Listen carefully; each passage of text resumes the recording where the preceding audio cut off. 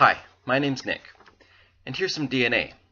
Our DNA determines a lot about us: our eye color, our hair, our height, our personality, even some predispositions that we might have. Our DNA is passed down to us from our parents and from our ancestors, and whatever we end up with, we can't change.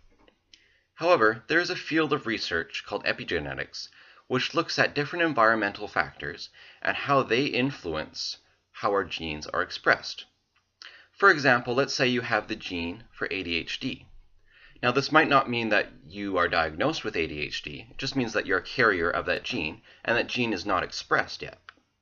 But if your mother smoked while she was pregnant, or if she smoked during the first year of birth, this can greatly increase the chances that you will be diagnosed with ADHD.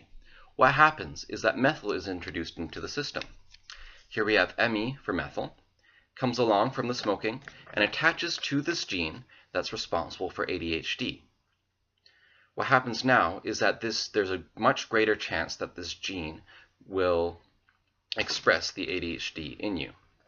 Now, if the smoking never happened and the methyl never happened, you would still have the same gene, but there is a way less chance that ADHD will occur.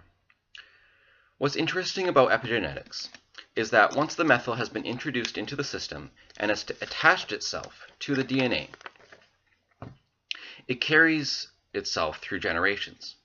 So let's say your grandmother has this methyl attached to the DNA, passes it on to your mother, and passes it on to you. It's almost as if it's a part of the DNA itself and part of the gene itself. But what's interesting about epigenetics is that at any stage in this process, the methyl can be removed. So there's some personality traits that we have, or some genes for certain diseases that we might have, that are influenced by methyl entering the system and attaching itself to the DNA. I want to look at a research-based example that I found the other day. It has to do with a personality trait called novelty seeking. Now, think of novelty seeking as being an adrenaline junkie, or just being really excited about finding new stimuli and seeking the new experience. What's been found with this personality trait is that it's linked to stress-related disorders, and it's linked to depression. So people who have that personality trait are more likely to become depressed. This may not always happen, it just increases the chances. So this study looked at rats.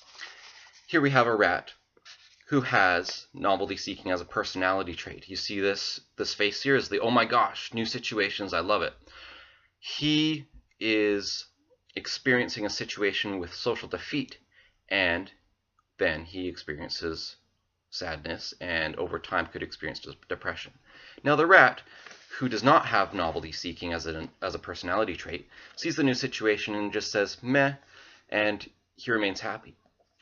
What's happening here is that the person with this personality trait experiences a situation where he or she is socially defeated, and the brain, which is supposed to produce natural antidepressants, doesn't, and there's a greater chance of that depression occurring.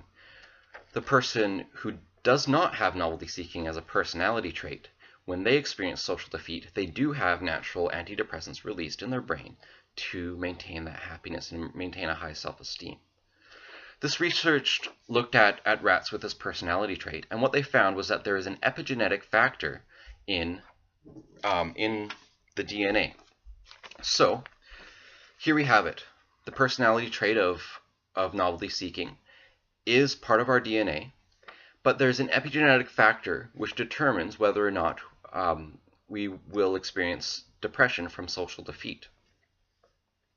The researchers removed this epigenetic factor and found that rats with this personality trait in their DNA, which the DNA itself cannot change, remained happy and content after experiencing social defeat. This was good news. The interesting thing here about this research is that they found the epigenetic factor in the first place, and the researchers state that this should lead to new research about how to deal with stress-related disorders and how to deal with depression, because there are epigenetic factors involved. The research didn't give any conclusions about how to deal with this, but just the fact that it could lead to new drugs and new new solutions to the problem. Thanks for listening, and I look forward to seeing your comments.